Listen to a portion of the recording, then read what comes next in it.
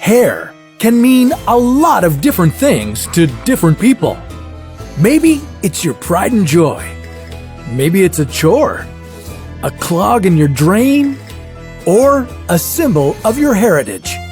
You might grow it, shave it, pluck it, wax it, or stress about losing it. We about to talk about going bald. But you have to wonder, what is the whole point? Well, it may seem like a useless human attribute, but hair is surprisingly pretty neat. And if you didn't have any hair, you'd have to make some changes to your everyday life. Is it natural to lose hair? What would happen when you sweat? And how would it affect your sex life? This is What If, and here's what would happen if humans had no hair. Hair changed a lot as humans evolved. While our distant chimpanzee relatives are still covered in fur, here we are, basically hairless. Scientists can't fully explain why we have long hair on our heads, short hair on our legs, and no hair in other places. But they have theorized that we started losing hair as we adapted to life on the hot African savanna. Without a layer of fur, early hominins could hunt during the day without overheating. But if it was so helpful to lose fur, why do we have hair at all? Before we visit the human body's major hairy areas, let's cover the 3 stages of hair growth. The anagen phase is when hair grows, about 1 centimeter every 28 days. Some people's hair is in this active phase for 2 years, while other people could be in the anagen phase for 6 years. Next comes the catagen phase, a transitional phase lasting 2 to 3 weeks, when growth stops and the hair follicle shrinks. After this happens, hair can easily shed. The final stage is called the telogen, or resting phase. Hair will fall off sometime during this stage. The telogen phase lasts 100 days for the hair on your scalp, but for your eyebrows, eyelashes, arm and leg hairs, this phase lasts longer. You shed about 25 to 100 telogen hairs every day. That means you could be losing 30,000 hairs a year, and it's completely normal.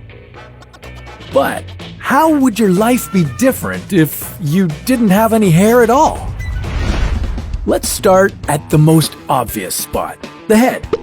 The hair coming from your scalp protects the skin on your head and sometimes your neck from sun exposure. Without it, you'd have a higher risk of skin cancer. You'd have to slather your head with sunscreen or wear a hat whenever you went outside. Head hair makes a big difference to your appearance.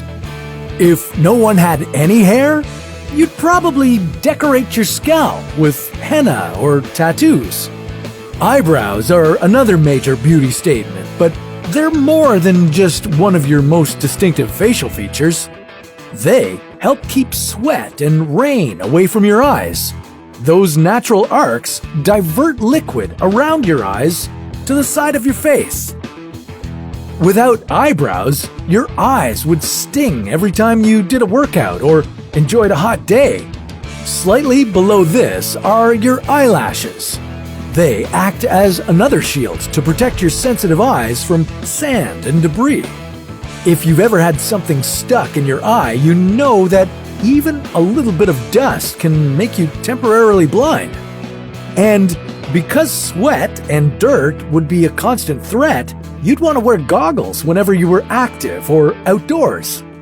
This would seal your eyes from the dangers of the world. And that might sound ridiculous to you right now, but think about it. If everyone were hairless, it would be completely normal. It could even be a fashion statement. Fancy some Gucci goggles? Okay, let's travel on down to the most controversial and sometimes detested hair on the human body: pubic hair. It might seem like a nuisance, but think of pubic hair like the eyebrow of your genitalia. It prevents dirt, debris, and harmful microorganisms from entering that sensitive realm. Hair follicles produce an oil called sebum, which stops bacteria from reproducing. Pubic hair might also trap pheromones. These scent-carrying chemical secretions affect your mood and behavior. They also send signals to potential sex partners, making you more desirable.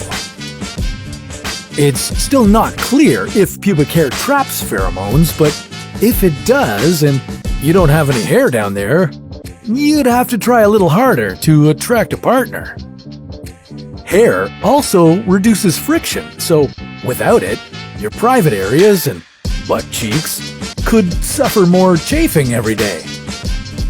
If humans didn't have hair, well, we'd adjust, but your life is definitely a little easier having the hair that you do. The amount, length, thickness, and shape of hair is different for each of us. And beneficial as it is, it's still just hair. But how would you adjust if your body was different in another way? As in 5 meters taller?